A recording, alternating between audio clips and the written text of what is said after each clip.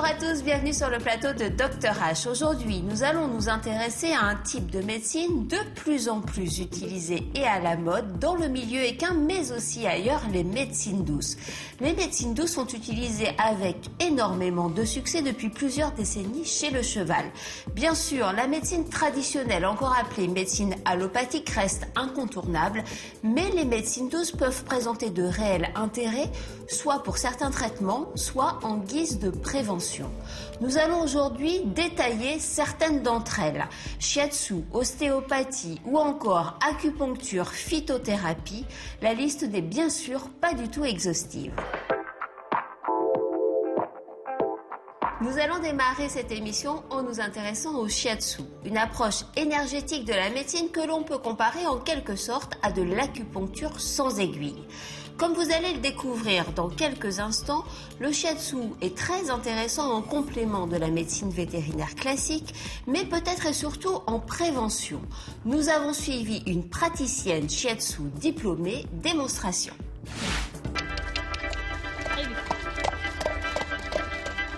Le shiatsu, c'est chinois à l'origine.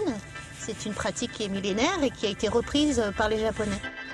Une séance de shiatsu se déroule en différentes étapes. On va le faire marcher pour voir un petit peu sa locomotion. On regarde bien son squelette. Est-ce qu'il est possible de faire un cercle autour de moi? On va aussi communiquer pas mal avec le propriétaire. Il fait des séances régulières de saut d'obstacles ou...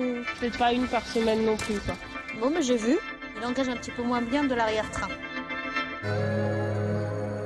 Le praticien va faire un effleurage complet pour pouvoir déterminer quel méridien d'acupuncture il va choisir par rapport à ce que l'on cherche à faire lors de cette séance. Donc là, je travaille en fait sur le méridien V6. C'est similaire à l'acupuncture, sauf qu'on n'a pas d'aiguille. En fonction du toucher que l'on a, on attend la réponse du cheval. Voilà, il bâille, parce que le shiatsu, le premier effet, c'est la libération d'endorphines. Moi, je suis en train de travailler sur le méridien V6, donc il va aller jusqu'au coin de la tête. Donc on travaille toujours de façon symétrique. Dans le shiatsu, on s'aide de rotation, d'étirement, de palpés roulés pour détendre les zones tendues sur le corps. Et aussi, on s'aide d'étirement. On propose les étirements en fait au cheval. Ça, c'est très shiatsu. On va lui montrer le mouvement à faire et c'est lui qui va faire le mouvement. Il est resté vraiment longtemps parce que ça lui a détendu en fait toute cette zone en fait, abdominale. Le retour veineux et la circulation sanguine se fait naturellement, mais on ne la sollicite pas. Donc c'est vrai que dans le shiatsu, c'est quelque chose que l'on va faire, solliciter la circulation sanguine jusqu'à la pointe du sabot. En moyenne, une séance coûte aux environs de 80 €. En théorie, il faut compter 3 séances, surtout sur un cheval qu'on n'a jamais vu, au jour J, puis après 15 jours plus tard, et puis 3 semaines, voire un mois plus tard, ou parfois même beaucoup plus tard. Ça dépend un petit peu de l'animal et dans quel état physique et émotionnel il est à ce moment-là.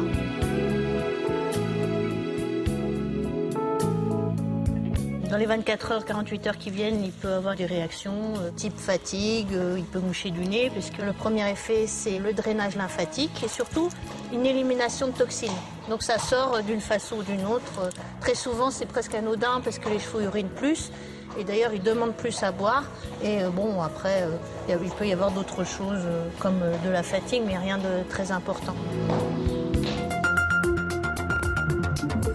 En résumé, retenez que si les médecines douces ont particulièrement la cote dans le milieu équin, elles doivent toujours être utilisées de manière raisonnée par des professionnels habilités et compétents. Les médecines douces ne peuvent pas résoudre tous les problèmes, elles ne sont pas capables de tout soigner. Il est indispensable au préalable de toujours faire appel à votre vétérinaire qui posera le bon diagnostic. Alors surtout, n'hésitez pas à vous renseigner auprès de lui, il saura vous orienter le mieux possible. N'hésitez pas non plus à consulter notre site internet si vous souhaitez revoir cette émission et à nous envoyer vos questions ou vos témoignages à l'adresse drh@equidia.fr. Merci infiniment de nous avoir suivis. À très bientôt. détruire le décor, je le sens. Nous avons suivi une praticienne. Une praticienne. Il fait ses étirements, c'est pratique. Séquence de 6e prise, peut mieux faire. Sympa les garçons. Elle est bonne, non? Ouais. Elle est bien. Et tu faisais pas le geste, non? Tu t'envoyais pas le sujet? Ah si. Ok, parce que là tu l'as pas fait, donc on va la doubler tout de suite. Ah oui.